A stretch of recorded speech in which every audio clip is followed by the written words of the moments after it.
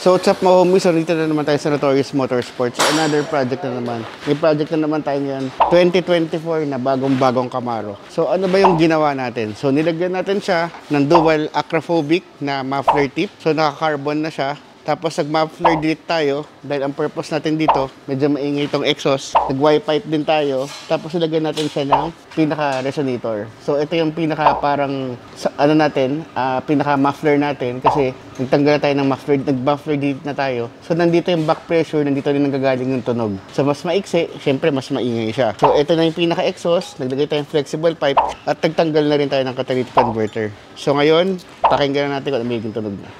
So what's up mga homies? So ito na yung finished product na ginawa natin. Nilagyan natin siya ng K&N air filter. Tapos nakakabit pa rin yung mga map sensor niya. At nakakabit pa rin yung sa breather niya. So ngayon pakinggan natin kung ano yung tunog niya.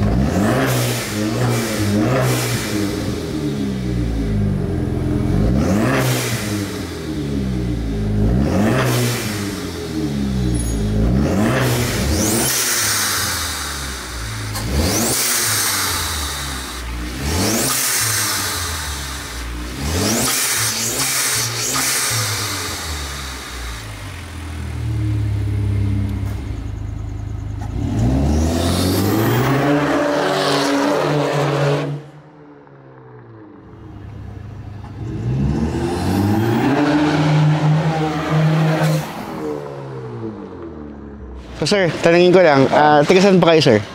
San Rafael, Bulacan pa. San Rafael, Bulacan. So ilang oras natin ginawa?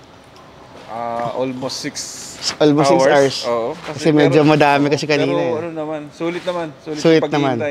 So kamusta boss? Bumilis ba? Yung power, okay. Okay yung power. Tunog? Oo, tunog, okay din siya. Okay sir. Maganda, sulit. Okay, thank you po.